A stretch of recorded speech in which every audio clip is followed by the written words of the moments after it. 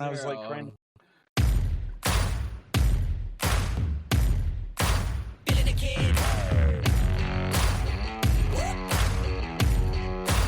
After this is over, we can go to Circle J.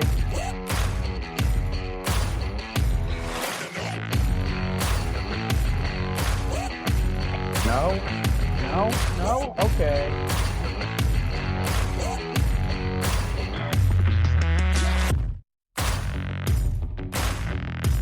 Good afternoon or evening, everybody here, and welcome to the podcast of the M&T Show. Here, you got your dude here, Tyler. You got your friend here, Mike. Here, say hey, Mike.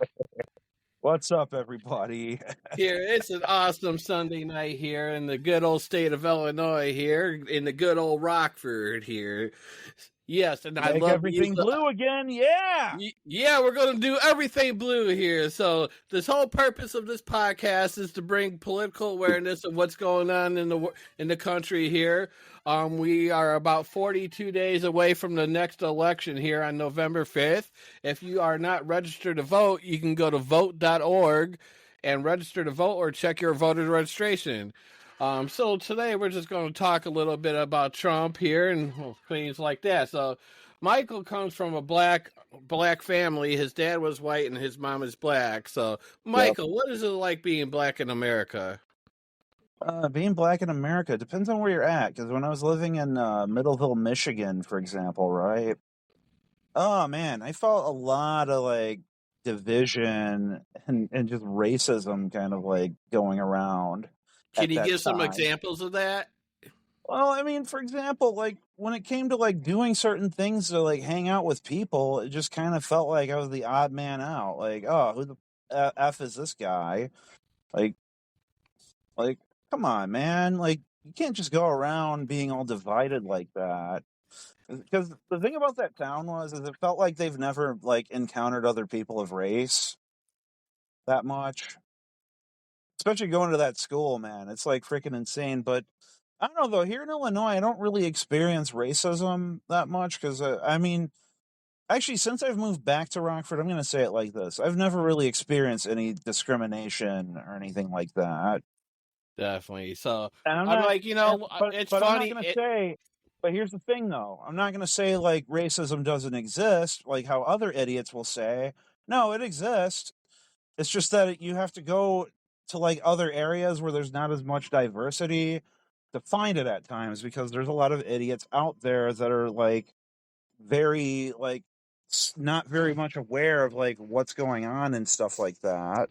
So I'm like, with, like how people like to say Trump is not a racist and he's never been racist, that he's hired black people and brown people and people of all races here. To give some people aspects on Trump never being racist, which is not politically right. Trump has had a long history of racist controversies, such as back in 1973 when he refused to rent to black tenants and lied to black applicants about whether apartments were available. Or hold up. That was in the 70s? I thought that was in the 80s. No, that was in 1973. The U.S. Department of Justice under the Nixon administration, out of all administrations, sued the Trump Management Corporation for violating the Fair Housing Act. Federal officials found evidence that Trump had refused to rent to black tenants and lied to black applicants about whether apartments were available. Among other accusations, Trump said the federal government was trying to get him to rent to welfare recipients. In the aftermath, he ended up signing an agreement in 1975 agreeing not to discriminate to renters of color without admitting to previous discrimination. Huh. Wow. Wait, but I'm kind of confused though, because wouldn't it be back in the 80s, or not the 80s, the 70s or whatever? His father was the one that was in charge way more of a lot of business things than Trump, though, I would have thought, because the reason why I say that is because his father, Fred Trump, was like the main guy, like back then, compared to his son, Trump. Yeah, but I'm like, you got to look at it here, though. They were both on it together. Fred Trump went to Triple K rallies here. Triple K is what you call it. Okay, that's an interesting way. I'm just gonna say it like this. That's an interesting way of censorship but I get what you mean. But yeah, those that's crazy though. I kind of knew that there was like some link to the Triple K thing with his dad, because his dad was kind of like out there just like his son. So Definitely. I guess the apple doesn't fall far from the tree. So I'm going to read some examples here that goes over Trump's racist history here. So let's go back into the 1980s, where Kit Brown, a former employee at Trump Castle, accused another one of Trump's business of discrimination. When Donald and Ivana came to the casino, the bosses would order all the black people off the floor. It was the 80s. I was a teenager, but I remember it. They put us all in the back. And then back in 1989, in a controversial case that's been characterized as a modern day lynching, 4 black teenagers and 1 Latino teenager, the Central Park Five, were accused of attacking and raping a jogger in New York City. Trump immediately took charge in the case, running an ad in local papers demanding, "Bring back the death penalty, bring back our police." The teens' convictions were later vacated after they spent 7 to 13 years in prison, and the city paid $41 million in a settlement to the teens. But Trump in October 2016 said he still believes they're guilty despite the DNA evidence to this contrary. And even today, in September of 2024, Trump still hasn't made an apology to the Central Park Five. A matter of fact, Yusuf Salam, which is one of the people that were part of the Central Park Five, now won a political seat in New York here, and is going to go after Trump for what he did to him. Oh man. And then we got to look at what happened in 1991. A book by John O'Donnell, former president of Trump Plaza Hotel and Casino in Atlantic City, quoted Trump's criticism of a black accountant. "Black guys counting my money, I hate it. The only kind of people I want counting my money are short guys that wear yarmulkes every day. I think that the guy is lazy, and it's probably not his fault because laziness is a trait in blacks. It really is. I believe that. It's not anything they can control." Trump later said in a 1997 Playboy interview that the stuff O'Donnell wrote about me is probably true. Then he got 1992 in 1992, the Trump Plaza Hotel and Casino had to pay $200,000 fine because it transferred black and woman dealers off tables to accommodate a big-time gambler's prejudice. And you know, the other biggest thing here was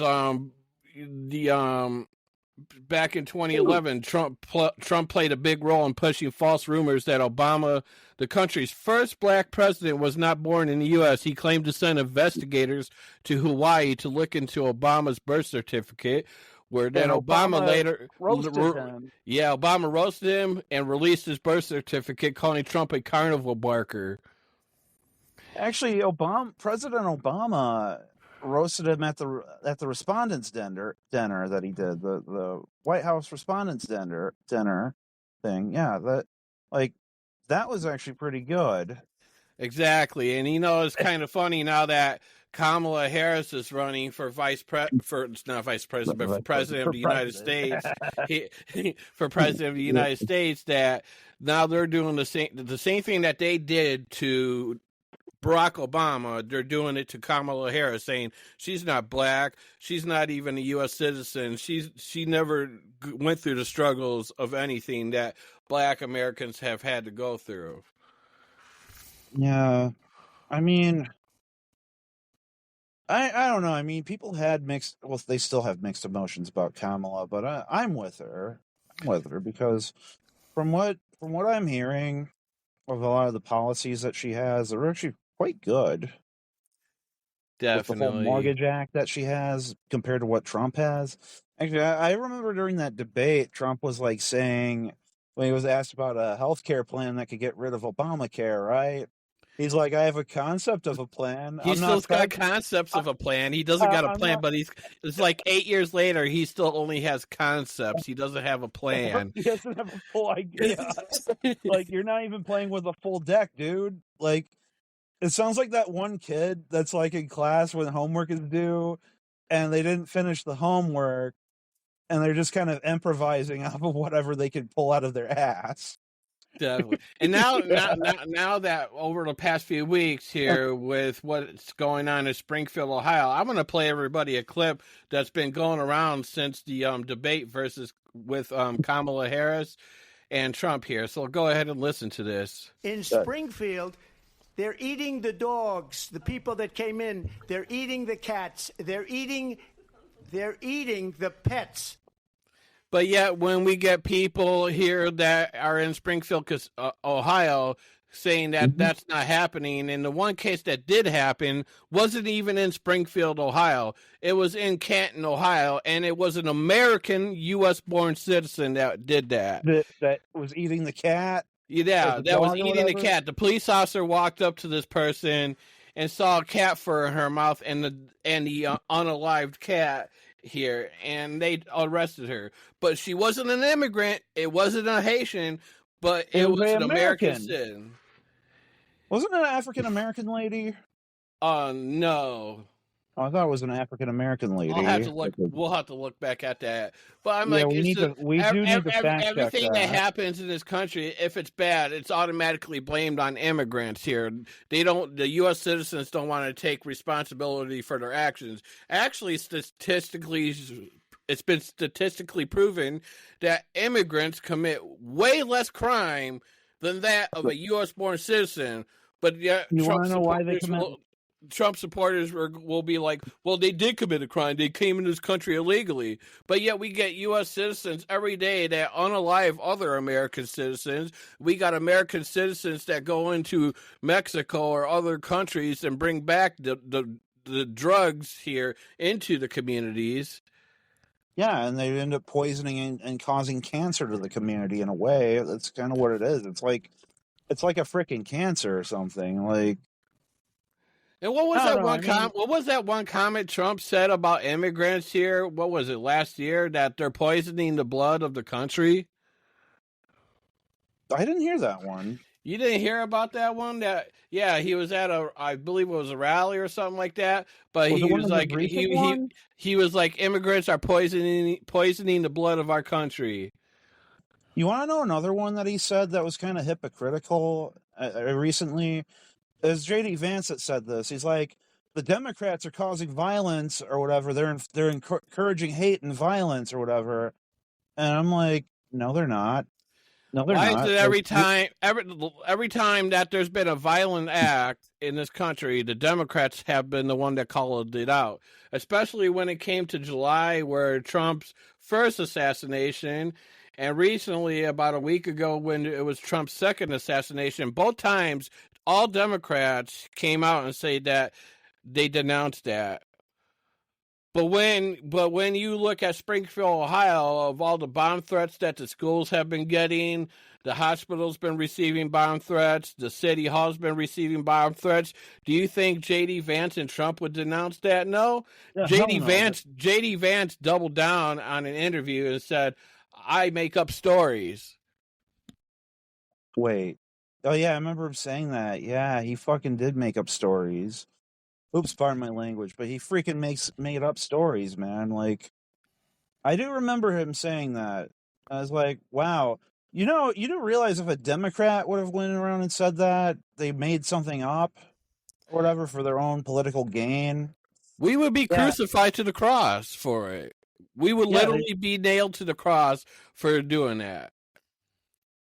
Yeah, and half of the stuff that Trump said, too, I'm surprised that he's not in jail, because if that would have been like if a regular Democrat, right, would have been convicted of the things that Trump did, they would have been in prison. Exactly. Let's see here. It is September 2024. Trump's been found guilty for 34 felonies. He's been found liable for sexually assaulting a woman. He's cheated on all three of his wives, with a porn star. But yet they're the party, they want to call themselves the party of Christian values. What's Christian about that? It sounds very immoral, in my opinion. It sounds very freaking immoral. It sounds more like the party of sin, if you ask me. Exactly. And then you got people out here, I'm not going to mention direct names on this podcasts, but you got people out here who are like, well, 4 years ago we were doing better. No, we weren't. We had over 1 million dead bodies because of COVID. We suffered a global pandemic, which Trump supporters think the United States of America is the only country in this world. There's no Canada, there's no Mexico, there's no China, there's no Iran, there's no Iraq, There's no Japan either. there's no Japan, there's no other country. They think the United States of America is the only country on the face of the world. So back in 2020, you remember it. We went to Sam's Club. There was no toilet paper on the shelves. You go to Walmart, there was no toilet paper on the shelves. You needed to go buy cleaning supplies. There's barely any cleaning stuff on the shelves. Dude, that's kind of why I ended up buying stuff in bulk when that crap happened. I made sure that everyone in this house had toilet paper because I'm not going to be living in a house that don't have no freaking toilet paper. I'll tell you that much for sure. Because, yeah, but in all seriousness, yeah, the whole taking of the toilet paper was ridiculous, and then they wanted to get a refund for it. They tried to get a refund and failed. Exactly, because the stores were like, no, we're not going to let you return it after you just bought 20 packages of toilet paper. Yeah, you buy out all the freaking stock, and now you want to get a refund? Nah, get the F out of here with that. And what they would do with they would buy up all the stock of paper towels and toilet paper, and then they would go on Amazon and eBay and sell it for double the price. That's freaking insane. You're taking a essential item and trying to double it and get a profit off of it. Exactly. I'm like, I don't think Trump supporters or people that follow Trump understand basic economics, right? They don't understand the concepts of supply and demand. When supply is high and demand is low, prices are going to be cheaper. But when supply is low and demand is high, prices are going to be higher. Back in 2020, why was gas $1.50, $1.60, $1.70 a gallon? Hello, there was a global pandemic. Nobody was driving. People that could work nobody was traveling. Anybody that could do their job at home was sent home to work from home. I know this. My sister would know this. We both were sent home to work from home. I know of it too. Everybody in our call center was sent home to work from home, as well as millions of other jobs that could be done at home were sent to work at home. Oh, yeah. I mean, and plus it improved productivity and stuff like that from what I've heard. Exactly. More people became more productive working at home than they did at the office because you didn't have the workplace distractions. You didn't have the coworker coming over. You didn't have supervisors coming over. Or the freaking office politics happening too, dude. Like, exactly. Did you hear about so-and-so? So-and-so might get their walking papers. And yeah, the other thing that people that support Trump do is that they deny facts. Trump went out on the podium here during the pandemic here and told people pretty much to inject bleach and disinfectant. And shortly after Trump said that, about a week or two later, all these companies here like Clorox, Spick and Span, and all these Tide here had to put labels on there to not inject bleach or disinfectant, as it could potentially cause you to get seriously sick or even worst case scenario die. And people deny that. Yeah. You know what's funny? When Biden came into office, right? He tried looking at the plans that Trump had up for the pandemic, and guess what? He had no plans. He had no written plan whatsoever. And another thing, too, Obama, before this whole pandemic thing even happened, Obama, before he left office, already wrote a plan for in case this sort of thing happened, and Trump discarded it. Yep, he tossed it right in the garbage can. He was like, I'm not going to listen to anything. Yeah, we can't blame the whole pandemic on Trump here, because regardless if it was Trump or Biden here, but we're blaming some of it on Trump because Trump did not take it seriously. Well, he knew about COVID back in October, November 2019, but he held out onto it until 2020. Yeah, and he tried using it as a way to. He also tried using the pandemic in a way to getting votes, trying to win, right? He's like, if I win, like one trick he tried was, if I win, I'll give out the cure for it. So you're holding the vaccine hostage because of the election. And then That's let's go on this here. Let's go based on the economy, because people say Trump did so much good for the economy. No, what Trump did is he inherited Obama's great economy and destroyed it. then destroyed it. I'm like, in 2017, he signed the Tax Cuts Job Act of 2017. That, yeah, it did help middle class out. Yes, it did temporarily. But then it primarily helped out the top 1%. The top 1% got a permanent deal out of it, while people like you and me only got a temporary tax cut, where in 2021 it would start to increase every 2 years until it goes back before 2017 here. Trump could have made that tax cut permanent for us, but he chose not to do it. And that's one of the things that he wants to run on, that he's already running on if he gets in November here, that he wants to renew the tax cuts here. That will benefit the top 1%. So it's basically a deal that's rigged for only certain people to get. So that's what you're saying? It's a deal that's been rigged for only certain people, that a certain percentage that makes a certain amount of money that can get. And if you don't make that amount of money that to qualify, you just don't get it. You're SOL. Exactly. Wow. And I noticed he's trying to use a lot of those tactics as his like winning point. And another reason why he lost his a chance at a second term is his ego. He didn't listen to scientists. He didn't listen to his ego. It's the comment that I said last night, that I wrote last night as a comment on Facebook. It was like, his ego was what costed him the election. It's not election fraud. Actually, I believe he had an interview or something like that today, but it came out that Trump has said today that if he loses the election in November 2024, that he's not running again for 2028, which I don't know if I believe him or not, because he's a narcissistic, egotistical maniac here that says one thing and does something else. I believe it, because guess what? Sleepy Donald, I don't think he's going to win it. If he doesn't win it, I mean, he's going to be officially deemed as the oldest man. And guess what? His own words about, those words that he said about Biden being too old to be running, right? And being Sleepy Joe and all that stuff. Well, guess what? If he runs in 2028, right? Guess what? He's going to be the oldest.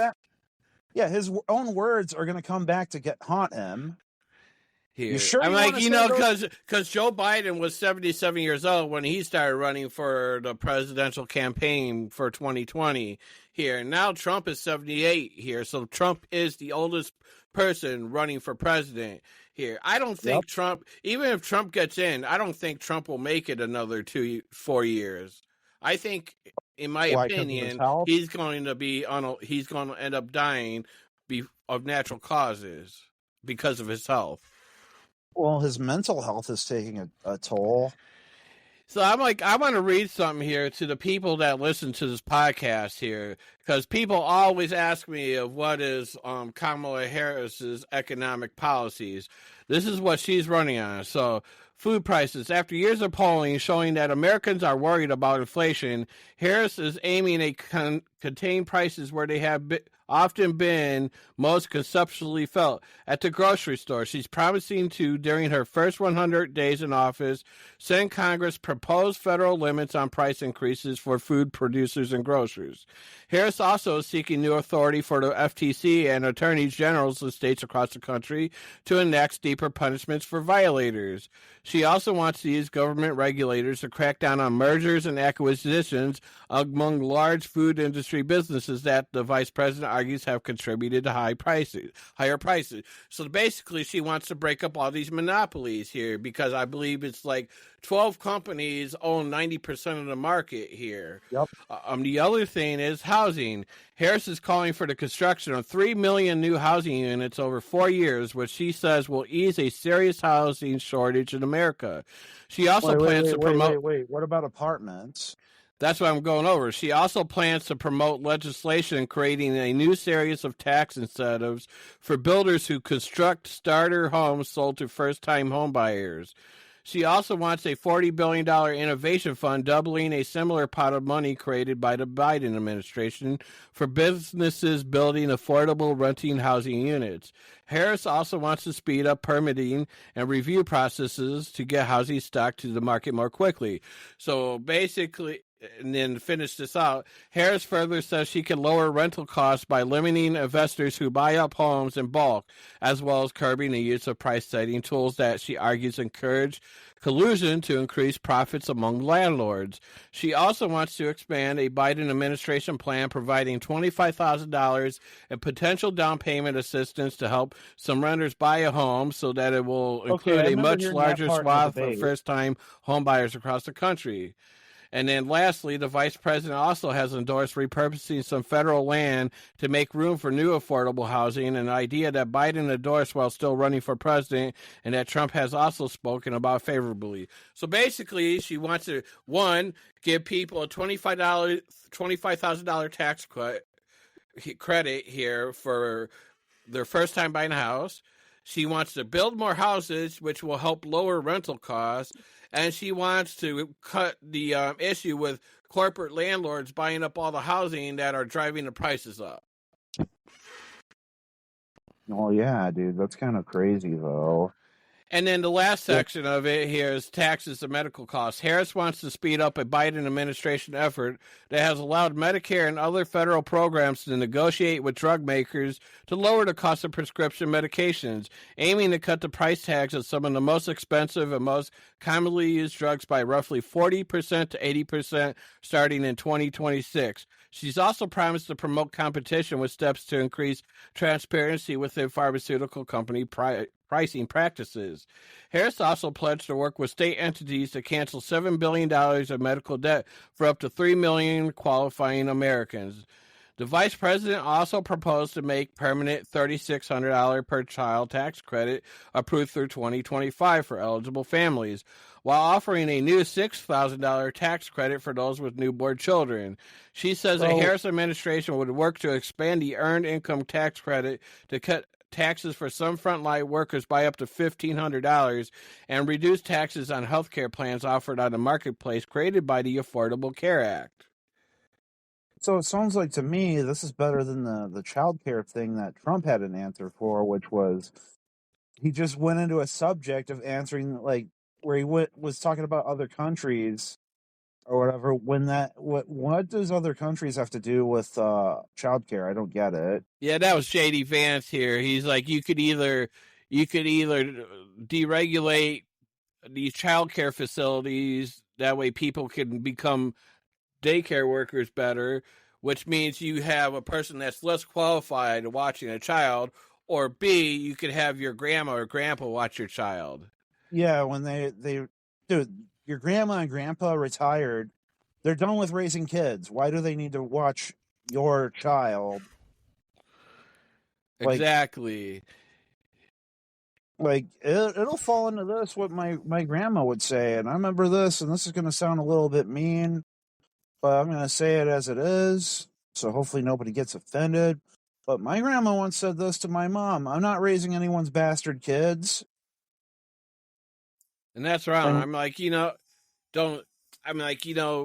as a community, we need to make childcare more affordable and stuff like that. I'm like giving these companies incentives here, like tax credits to reduce childcare and stuff like that, because there are single parents out here that have to work here. Like my sister, for example, she's a single parent working. She can't just quit her job and watch her child 24 hours a day, because if she did that, these Trump supporters, these people that support Trump would call her a welfare queen. Yep. Actually, I find it kind of funny when it's a single mom that's doing that. They're like, "Oh, you go, girl. You're choosing to not work to raise your kid." But then when a guy does that, "Oh, you're a lazy bum. You need to pull yourself up by the bootstraps and get to work." When it's a freaking single dad that's doing it. But then again, the whole single parent thing, especially when it comes to kids, that's kind of a whole different subject that I'm not going to like tap in all the way because I have my opinions, but I'm keeping my opinions to myself on that because, again, I don't want people freaking calling me out on it and saying, "Oh, you're this or you're that."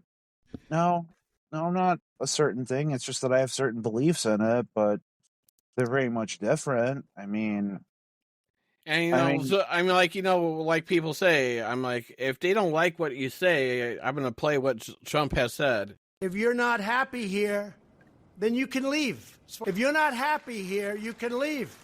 And that's what I say all the time. yeah, I agree. I mean, if they don't like what anyone has to say, they could just get the F out. It's like, for example, not to drift off of subject, but it's like, for example, Roger Waters at his concerts, right? When he was touring, he had anti-Trump stuff hanging up on his freaking banner for his concerts, right? And all the Trump supporters and shit were all butthurt over it. They're like, "Oh, I can't believe he's making fun of Trump or whatever. He's being a total liberal. I like his music, but I don't like his snowflake views on stuff." I'm like, "How is he being a snowflake?"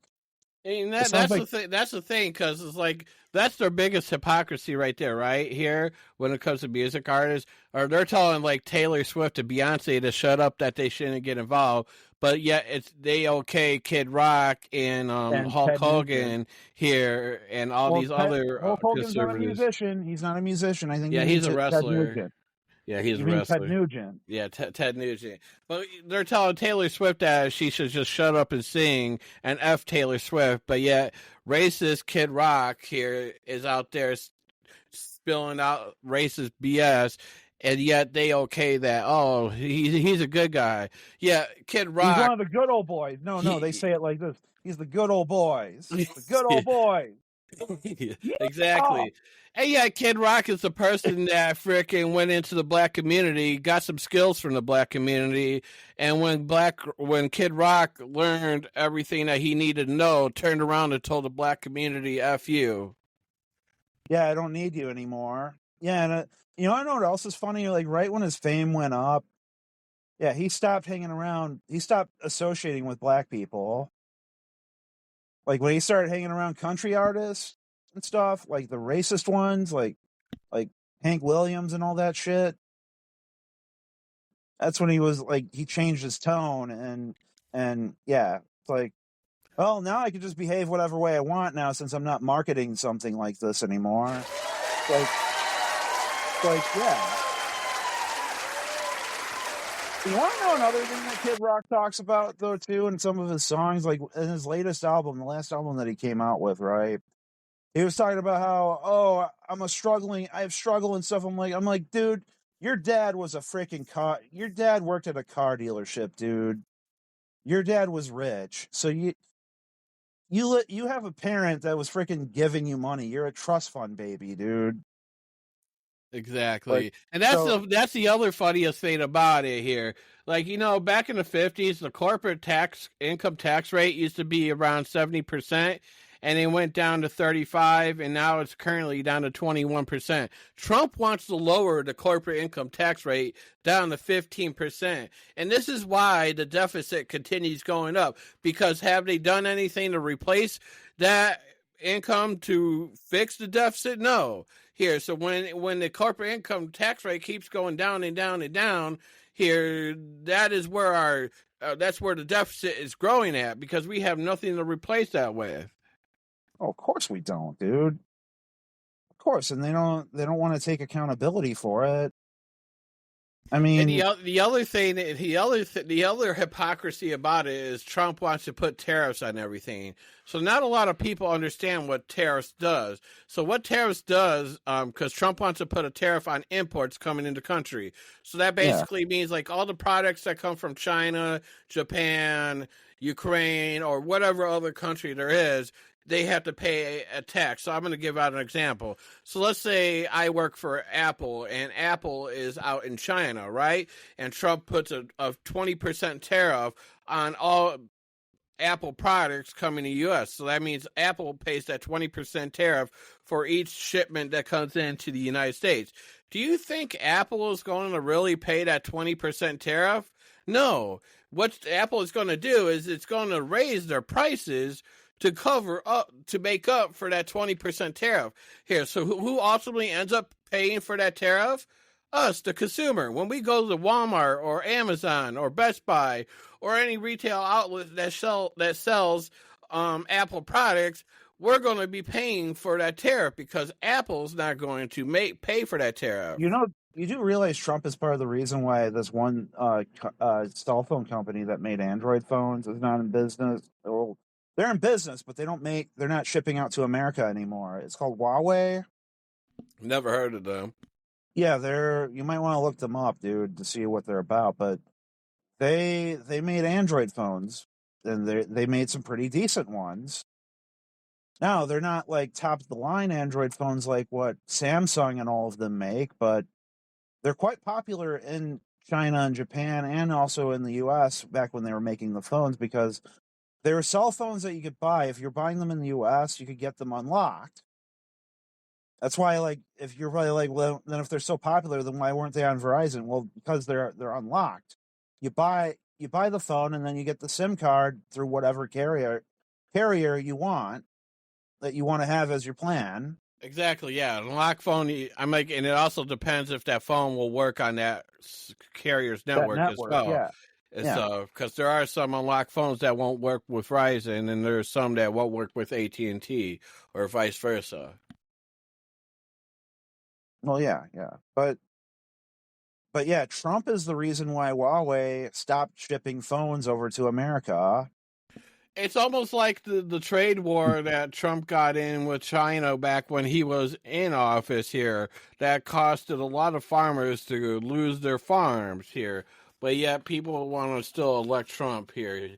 Yeah, he magically had a great economy. He had the best economy out of anyone. There's nobody that had the biggest and best economy like me. He's like, I made America great again. When was America great? That was a funny thing. Make America great again. When was America great for minorities in this country, like black people, brown people, Asian people here? Or how about the indigenous people that have lived on this land before we even made it the United States of America? Oh, dude, it was founded by a bunch of slave owners, dude. I know I'm gonna get flack for this from some people if they're listening to this. They're gonna be like, "Yeah, that Mike guy needs to freaking shut up or whatever. He's being too much of a." You're being too woke, Mike. Yeah, he's being too woke, or he's going way too much on the whole race issue and stuff like that. It's hurting my feelings. Like, get the hell out of here with that shit. Like. Sorry, it's American history. If you don't, sometimes history is going to be happy. Sometimes history is going to be sad. Sometimes history is just going to downright make you angry. But history is history. Yeah, but here's the thing, though. The problem with these idiots is they want to play it off like it never happened. Like, how are you going to erase history like that never happened if you're going to say that never happened when it did? And that's the part that I think is weird about it. Definitely here. It's kind of whitewashing history here. Like, remember when we went to school and they taught us Christopher Columbus founded America? That's I remember true. That lie. That was the greatest lie of all time. It's right up there. It's right up there. Actually, you want to know the greatest lie of all time is religion. Religion to me is one of the greatest lies of all time. And it's like what George Carlin said. There's a joke there's a bit that he did about that. How religion is the greatest bullshit story of all time, because here's the thing. You want to know the part that never made sense to me about religion? Okay. What? Is if God is all powerful, right? He's all powerful, all knowing, right? And will send you to a place if you disobey any of his rules, right? He'll send you to a place where there's fire, crying, torture, and all this stuff, right? But here's the one thing that God can't manage, and it's money. He can't manage money. He can't manage money. He could do everything else, but he can't manage money. Like it'd be like, I'm trying to think of a good bit for that. Like it'd be like in a '50s movie, right, where somebody's like, "I gave you the money. What'd you do with all the money? What'd you do? I gave you all the money." And it's like, so God can do all this other stuff that people say, right? I'm not trying to mock anyone's religious views or anything like that. It's just a bit of an honest question. Like I don't get that. I And mean, that's kind like, of the part. you as an American citizen, I'm like, you do have the freedom of religion here. You're welcome to believe what you want to believe in, because that's what America's supposed to be. You're supposed to be able to believe what religion you want. You're an atheist or agnostic, and that's what fits you best. Here, Yeah. I believe in Jesus, and that works I, for me I best. believe in Jesus as well, though. But the thing is, though, that's the part that I never understood.